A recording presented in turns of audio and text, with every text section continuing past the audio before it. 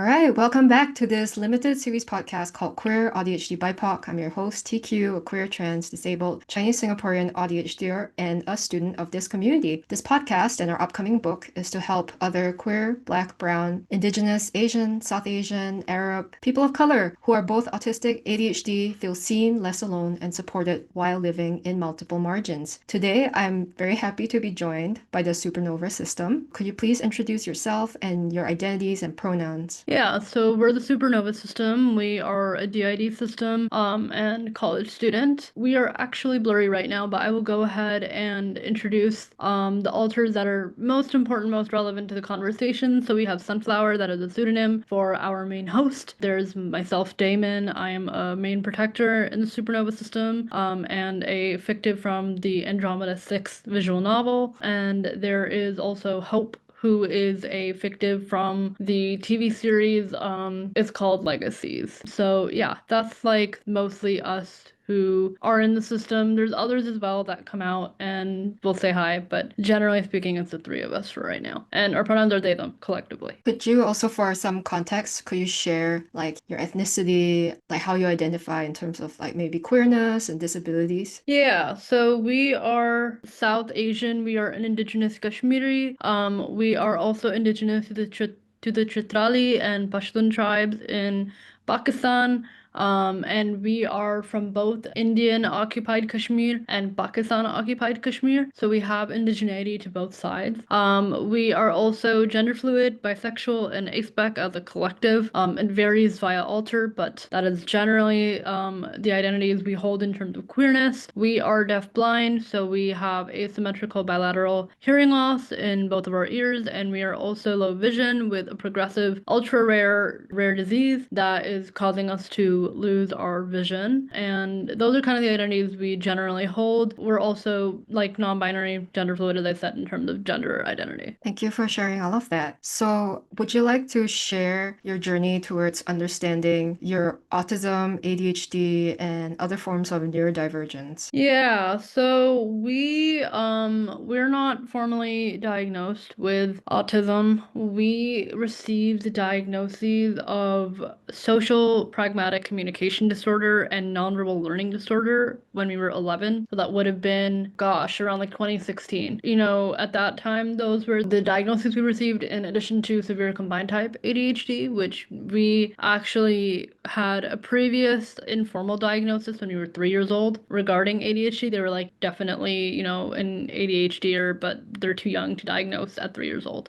So we've known for a while that we have had severe ADHD, and we've had a lot of difficulty with managing it. We've had a lot of trauma around managing it in regards to psychiatric abuse and other things that have been difficult for us in terms of just the ADHD in general. We do suspect we are autistic based off the diagnoses that we were given, but we have not pursued formal testing because of the circumstances we are in. But we would like to at some point and definitely get kind of confirmation, because so many people have told us we definitely have it, but none of the professionals that have seen us have said we have it. So it has been definitely interesting in that regard to be kind of self-diagnosed or self-identifying as autistic when we don't have a formal diagnosis right now. Yeah, which is, as I would like to remind the audience, is also totally valid because there are so many barriers to diagnosis, especially for people of color. So when you mentioned like you received these various diagnoses at a pretty young age, what was it like for you? Because especially like you said, you were diagnosed with ADHD at the age of 3. Did I understand correctly? Yeah, so Yeah. they tested us because we are medically complex to begin with.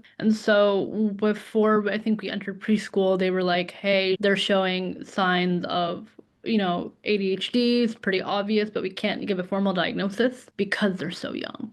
So we got a formal diagnosis when we were 11. Formally, we were diagnosed at 11, but our bio folks and I think our care team also knew from a really young age that we had it. And how did you feel at the age of 11 learning about the diagnoses? See, that's an interesting question. It's a bit of a loaded question because we got our rare disease diagnosis at the same age. So we were grappling with a lot. And we were not really focused on the ADHD. We knew we had it. That was fine and dandy. But when we got a rare disease diagnosis, which is very hard, for those of you that are curious, I guess, listening to this, we have juvenile open angle glaucoma. It is an incredibly rare disease. It affects 0.32 out of every 100,000 births. So if you want to do the math, it affects about 25,000 people in the entire world. It's very, very rare. And it's hard to treat. It's very hard to diagnose. It's underdiagnosed in girls. We are AFAB, so we were underdiagnosed, under-referred. It was very hard. We were bounced around many, many specialists. And we went to a prominent hospital where we live, and they have a lot of specialists. They have a lot of eye specialists. And the specialist who actually diagnosed us with JOAG was like very shocked, because most people are diagnosed when they're in their late stages of the disease, when they've lost vision, when they've permanently lost vision. And to be diagnosed at 11 is unheard of, basically, with this disease. So when we found out about that, we were in shock. I, Damon, don't hold the memories. Our host actually holds those. But from what I know, we were just in shock, and we didn't really know how to process it. And it took us years really to understand it. And it was definitely more concerning to us than the ADHD. ADHD was like, okay, yeah, whatever. We kind of knew that we had it. And we were getting therapy at the time, which, that's where we had the fun experience of psychiatric abuse happen. But that's like, the ADHD really wasn't on our mind, to put it simply. It was more so the coinciding rare disease diagnosis that actually took our attention. It's a long-winded way of saying that, but yeah, that's kind of our answer to that question. It's not long-winded at all. Thanks for elaborating on the nuance. So this kind of leads into the next question of, a lot of us have many co-occurring conditions, and it can be very contradicting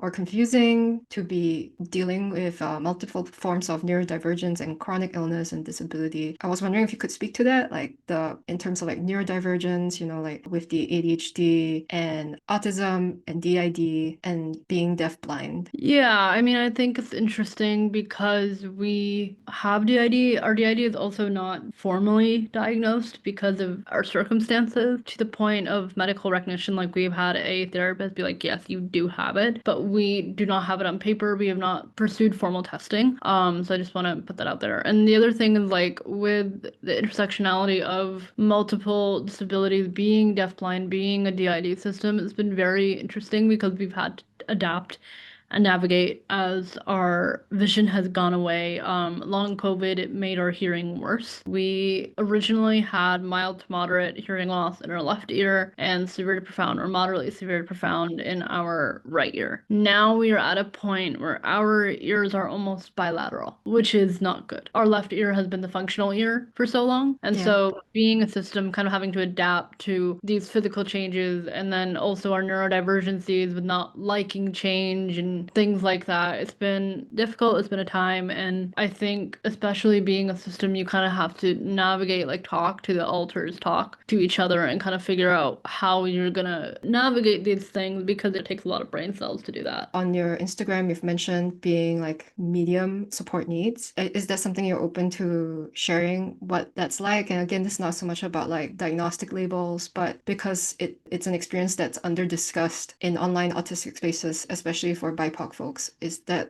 something you're open to share? Yeah, I mean, again, for us, it's really a self-diagnosis with the autism with the medium support needs. But it really looks like just honestly just needing more support in all parts of our life. Like, whether that's having like a ton of reminders, or needing specific therapies, or, kind of creating systems to adapt to change. But it also just kind of means that, like, sometimes our needs get pushed under the rug because we're medium support needs, and because people may not take us seriously. And even though for us it's not like a diagnosed thing, it certainly comes up in many parts of our lives, whether that's within interpersonal relationships, at the barn, things like that. So we are an equestrian. For people who may not be familiar with the term, we ride horses as a sport, and we jump them. At the barn is actually a pretty specific example, for example, with autism and not liking change. If someone has taken a specific piece of tack we like, or if they change the horse we're riding for that day, or if they say we're going to ride in the the indoor, but we're actually riding in the outdoor. You know, those little things actually end up messing up our mood in our day because we need the support of having a stable routine, for example. So that's kind of one part of it. And I guess the other part of it is just like even day to day or like even in college, you know, we like having that structure, having that routine. So like if a class gets canceled, sure, we love it. Yes, we will take a nap during that time. But generally speaking, like if something goes of like astray from our normal routine, it does not bode well with us. Like we had Yeah. a teammate um incur a van infraction who, granted, I don't think she really meant to, but she ended up incurring such a heavy infraction that our team lost the privilege of using the van for practice. And because of that, we had to pay for an Uber to go to the barn, which is like $40, right? Mm-hmm. We were like, that's not cool. Like that completely screwed up our routine of going to our school campus and then getting picked up by the van, and then the van drives us to the barn. It's those like, I guess those varying things where like we need more support with like rigid structure and having people check in on us, remind us for things like that, I guess, for us at least. Yeah, I hear the sun disruptions can be very distressing. I know we've talked about your equestrian practice and the horses, but the audience might not know. Would you like to introduce that? Yeah, very specifically, there's a discipline here in the United States that people may not be familiar with. People in Europe may be familiar with this because it's starting to crop up in Europe, but it's called hunter jumper or hunter equitation. And basically, hunters is a discipline that stems from fox hunting, and it's in flat and it's in fences, and so very traditional attire. You are expected to kind of mesh with the horse, and you're judged on your appearance, the horse's appearance, and how cohesively you work together. Whether that's over fences or on gate transitions on the flat, so that's no fences. And then equitation is the technical side of hunters, where you are judged on pure technicality in your riding. So that's, are your heels down? Are your hands low? Are you looking up? Are you and your horse moving together well? Does it look like the horse is a pleasure to ride? Does it look like you're having a good time on the horse? So those are kinds of the disciplines we do, and they're very difficult, especially when you get to the higher levels. We've been riding for almost 6 years. We've been riding since June 2020, which is diabolical to us. We started when we were 14, so we grew up in the industry in our teens. Our biological parents grew up riding. Our biological mother rode when she was pregnant with us. Mm-hmm. Bad idea. Don't do that, actually. That is not safe. But we have a family history, a biological family history of being equestrians. Our grandparents owned horses in Pakistan. Mm-hmm. So we have a very long, extenuating history with horses, even before we were born. And we definitely enjoy it. It has become a special interest that really is honestly debilitating at some point, because all we think about is horses and all the money that we get from our jobs or whatever, or the meager tutoring jobs that we do. We're like, Mm-hmm. okay, well, we want to spend it on horse breeches or horse boots or something, which is expensive, very, very expensive. And it ended up becoming a special interest, but it also ended up, saving our life. We had a very, very rough time when we first entered the sport, and we ended up bonding with this horse. His name is Sky. He is now 26. He's very old. He's unrideable. But he bonded with us, and he ended up saving our life in ways that I don't think we will ever find in a horse again. And he used to drag us around the arena constantly as a way to be like, I'm not listening to you. I'm not doing this. And we were just kind of fed up with him. We were put on a rotation with him when we first started learning how to ride. And we were like, okay, to earn his respect, we will go ahead and spend every waking moment at the barn with him. And we did. And we ended up having a lot of firsts on him. First canter, first show, first bareback ride, all of that stuff. Almost first fall. We almost fell off of him, but we didn't. And he was probably the sweetest horse. He's a purebred Arabian. Why we specifically pointed that out is because Arabians are very fresh, very hot horses. They can be very hard to handle because of their general temperament. And so it was really special. We ended up actually talking to his owner, and his owner was willing to full lease him out to us.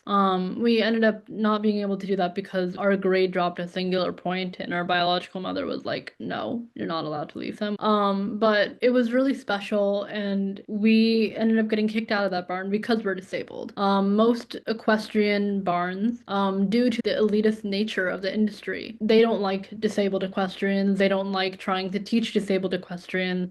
And we got a lot of discrimination for being disabled. So that first barn kicked us out. And with kicking us out, we no longer were able to see Sky. The day we left, they actually dumped all of our tack from the locker that we had all of our stuff in. They dumped it and they put it in this cardboard box. And they put it at the front of the barn. Kind of as an FU moment because they didn't really care about us because it was an elitist white barn, which shows a lot of systemic racism and ableism and elitism in the industry, which we could go on about for hours. And we were distraught. We actually didn't realize they were kicking us out. We went into Sky's stall and we started like crying, right? Because we're like 14, we're like a young kid, and we were like not sure what the hell was going on. And we were hugging him and he goes and moves his whole, and he's a big horse. He turned his whole body around and laid down at the front of his stall door so we couldn't get to it. So we couldn't leave. And it wasn't like we said, oh, we're leaving, we're saying bye. He kind of could sense that we were leaving and he didn't want us to go. And we were like, no, we have to go. We have to,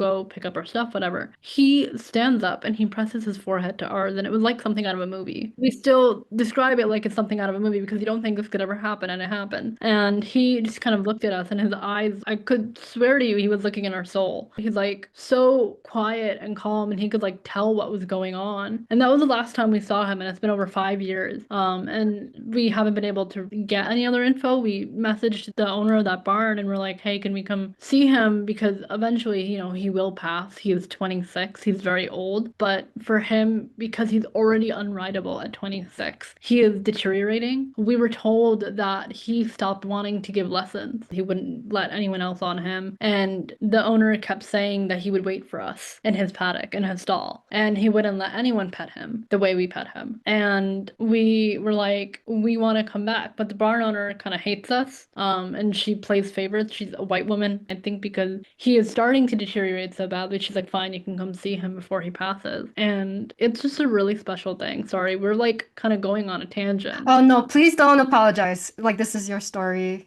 It's relevant, talking about this very powerful and even like healing relationship with a horse against a backdrop of racism and ableism. Like, this is totally part of your story. That's the power of these animals, and it was absolutely incredible. Especially when trainers would like yell at us, he would actually distance himself and he would actually move us away. Like when we were on him, he would literally just start walking away from the trainer. He'd be like, no, actually, I'm not taking this bullshit today. And he was so agreeable, so sweet. And this industry has a lot of racism, a lot of it.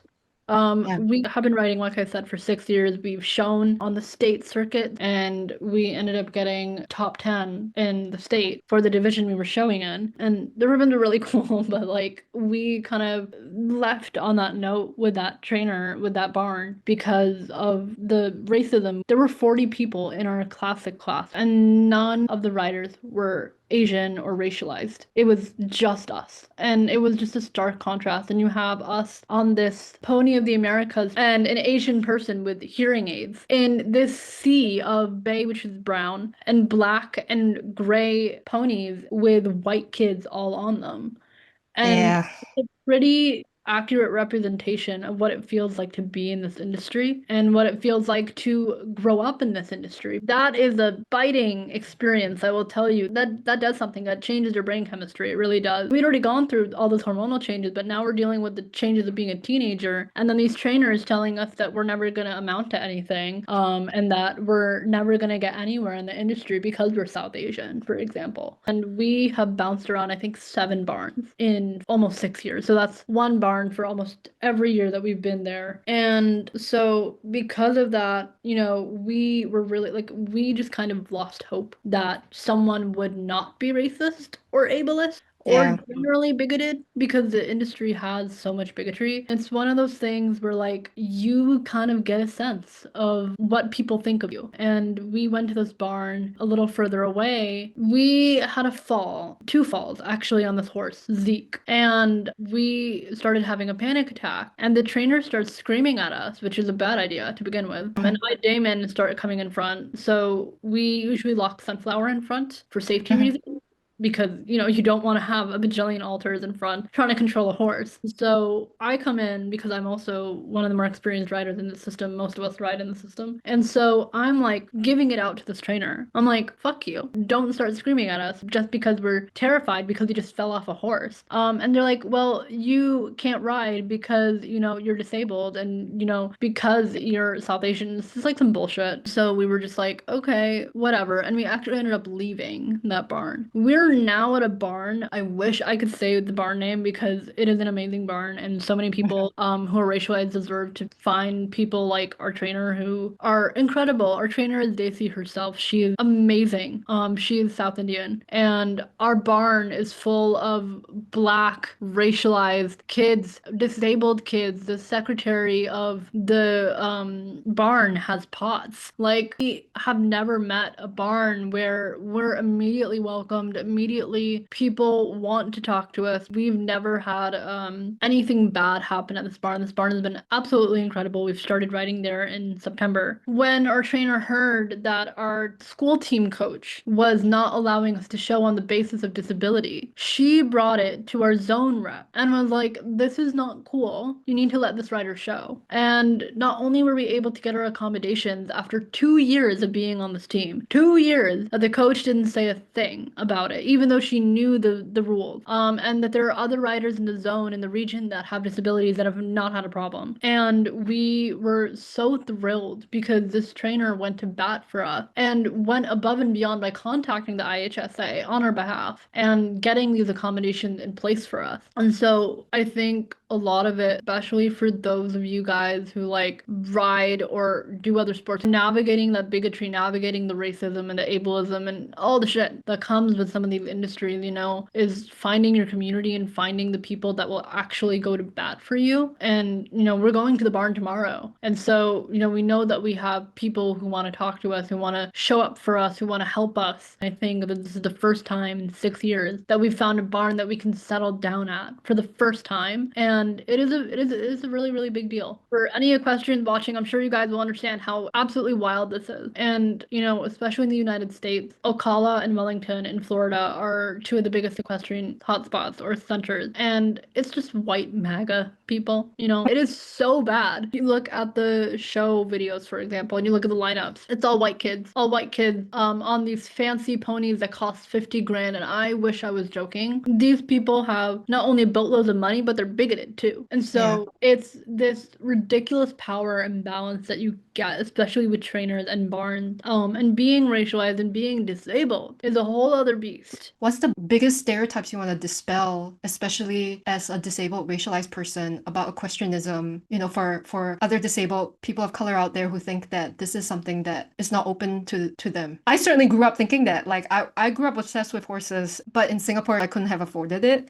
So I always just saw it as something that's out of reach. And then now I'm meeting like another Asian person who's like doing this at a super high level. And yes, navigating horrifying bigotry and discrimination, but also like I can hear how passionate you are. What do you want other disabled BIPOC folks to know about equestrianism and like some stereotypes and myths that you like to bust? Yeah, we're finally starting to get out of our blurriness because we're talking about our special interests, which yay. I can get our host actually. Now they're finally here. Yeah, okay. Hi, I'm here. Thank you to Damon for handling that because I was like out of commission for a solid God knows how long. Yeah, no, I'm the one that usually rides. I'm usually the one that's at the barn. I guess what I want them to know is like there is a space for you if you make the space. Make the space for yourself. Don't take people's bullshit about it because people will bullshit their way into making making it seem like they can just gatekeep the industry from you. And like, it has been one of the most aggravating points of my life to have to be like, bitch, I'm here. I'm staying. You're not kicking me out of this industry just because I'm racialized and Indigenous Kashmiri that's deaf-blind. Y'all think I can't ride, and I ride probably better than most of you. You know what? Like, make the space, and it's not out of reach if you ask. I cannot afford the current rate of my barn right now, which is 120 for a private lesson. So I texted my trainer. I'm like, hey girl, I actually cannot afford this. What could you do to make it a little bit easier for me to ride? Because I know you want me to ride here. She's like, is $100 okay? And I'm like, yeah, I can make that work because I can pay 40 and my bio mom can pay 60. So that way it's a lot more affordable, which 40 is how much I charge for one tutoring session. So it's worth it. It's definitely worth it. Taking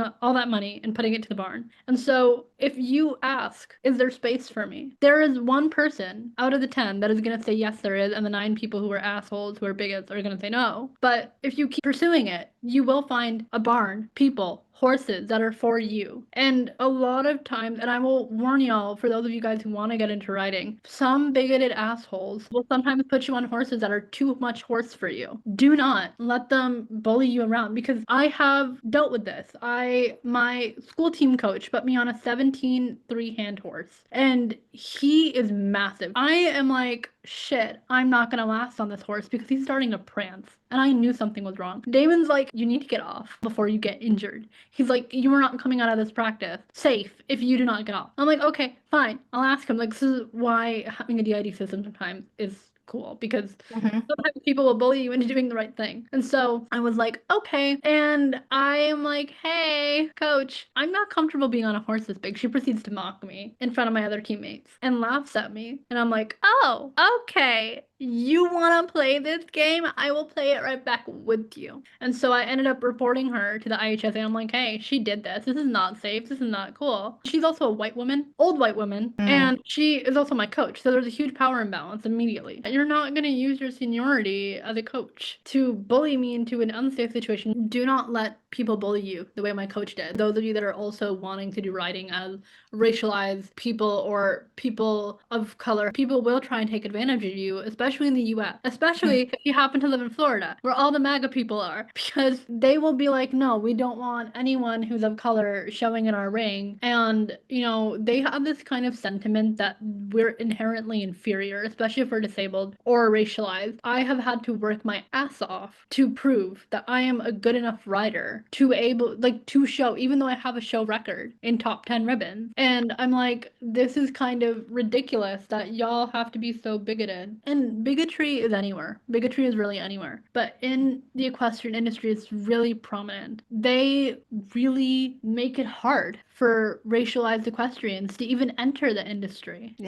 Because it's also really expensive. But then you have to come to a point at what point are we making it accessible enough for people to even enter the industry from a starting level? And it's a question that I have posed to so many people. And, you know, lesson barns, which are the bane of this industry, the bane of the industry, have been shutting down because they can't afford to take care of the horses. And because nobody is willing to let, you know, disabled racialized people come in, they're also losing people because of their bigotry. It's just so many nuanced facets to this entire industry, you know, just like make a space for yourself, because they're not going to. I'll be real. They're not going to. They're not going to let you in. You have to say, no, I am here. I am not leaving because you want to bully me out. And that's how I've gotten to the level of the industry that I've gotten to. And I want to be a professional equestrian in addition to being a physician. I will continue to climb the levels and hopefully show other racialized, disabled Indigenous people that they can enter this industry because of racialized people. I'm going to name someone and y'all can go look them up. Their name is Sydney Steverson. They are an incredible Black equestrian and I look up to them so much. And there's another one. Her name is Nana Kakiri and she is also a Black equestrian. And for context of how few Black equestrians there are, 0.16% in the US, a Black equestrian.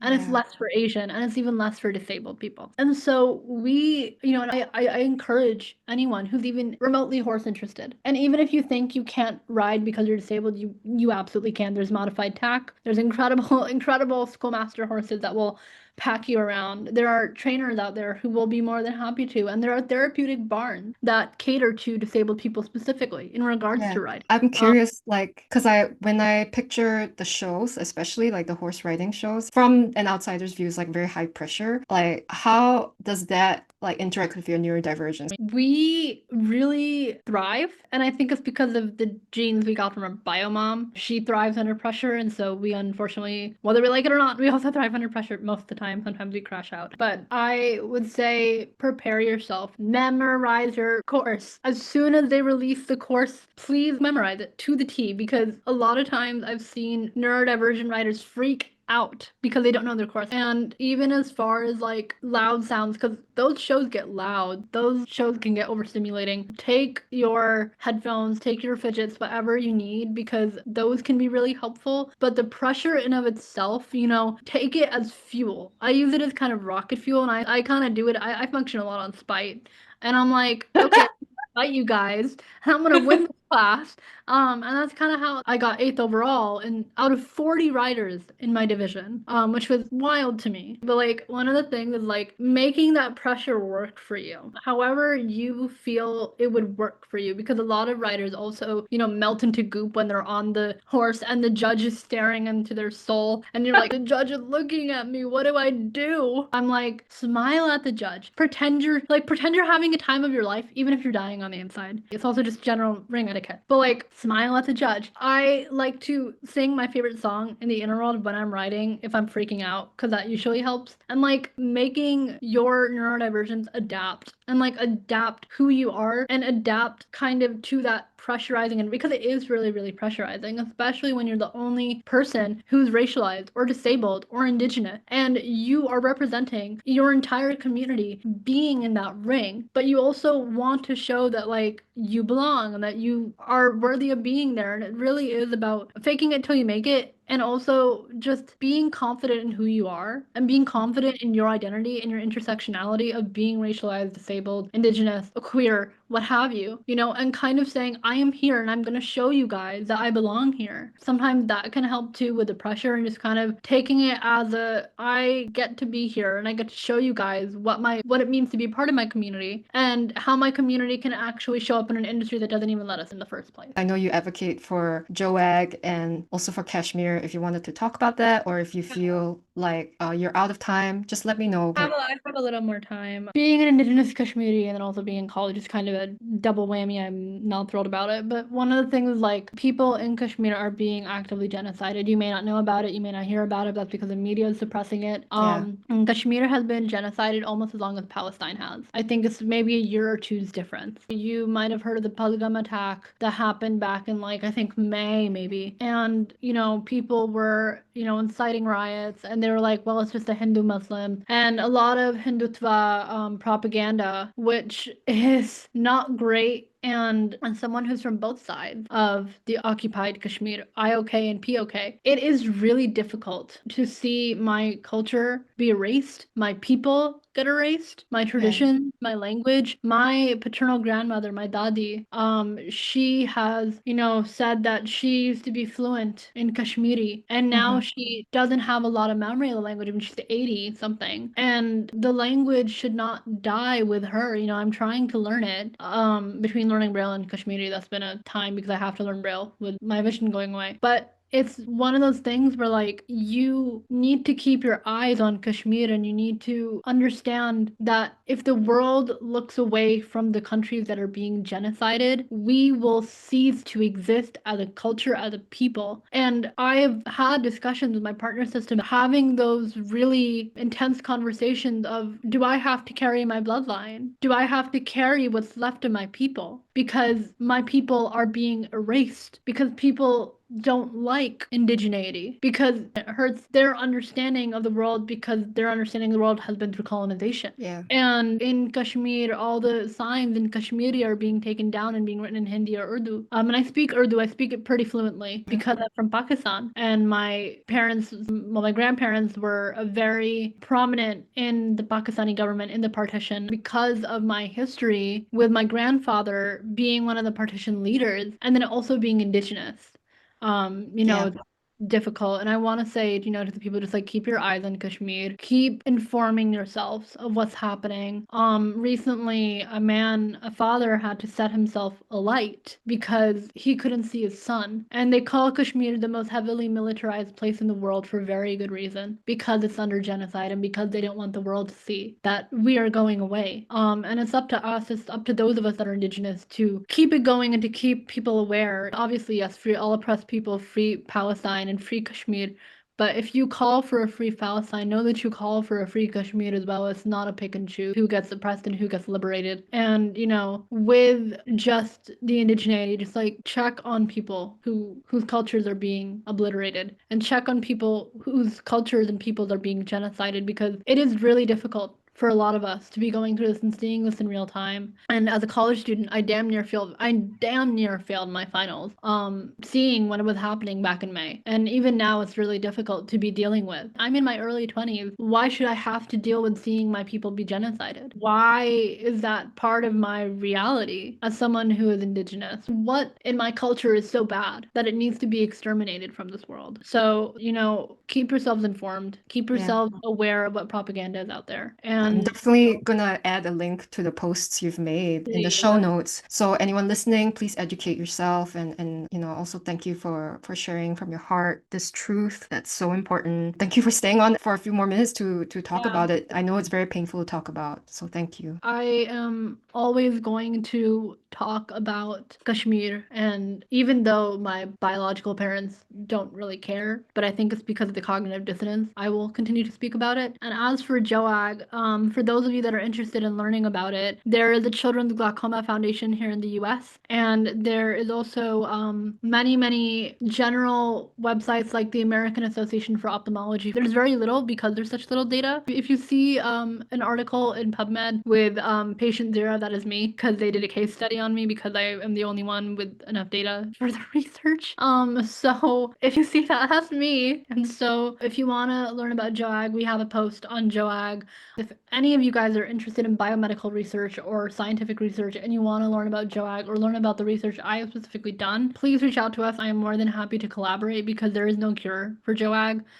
It is uncurable, it is progressive, it is rapidly progressive, and time is running out for me especially to find a cure. And so if any of you guys are interested in research efforts or fundraising efforts or anything like that, please reach out to me, specifically Sunflower. You can just ask for me and I will be more than happy to collaborate. We appreciate y'all hearing our story and hearing mostly about the horses and about what it means to be deafblind, have DID, have JOAG, have all these myriad of medical issues, and hear our live stories. Thank you guys. We really appreciate it. This is Damon, if you can't hear the change in voice, but we really appreciate it. Thank you, Damon. Would you like to let the audience know how we can support you? Mutual aid is always appreciated. We rely on mutual aid to survive, and so we would really appreciate it if y'all could kind of donate. Anything helps. Really, anything helps. Obviously, if you're like underage or if you have your own mutual aid needs, please don't feel obligated to donate. Sharing our posts, reposting our posts, and also like bringing awareness to JOAG Kashmir, to our lived experiences, are really helpful. Our partner is taking emergency commission for like portrait pictures and things like that. So if any of you guys want like a cute profile picture or anything like that, please go ahead and DM the Galaxy system as our partner system on the Anon account. Those commission proceeds go to us, the Supernova system, and they go to Kaishana, who is an incredible deafblind advocate, Black advocate on Instagram. Also, as always, if you guys have any questions about the things that we share about being an equestrian in this horrific bigoted industry, or, if you guys have questions about JOAG or Kashmir or our lived experiences or anything, please feel free to DM us and give us post topics, because I have no brain cells after school. Your guys' collective brain cells coming up with topics is also really helpful. So those are the ways you can support us. For everyone who's listening, all of the stories, including Supernova's story, will be in the Queer AuDHD BIPOC book. So please support disabled, Indigenous, BIPOC folks, support Supernova through the links that I'll be sharing. You can also support the book at rewilding.cc/book to get access to all of these different stories. And thank you everyone who's listening, and please take care.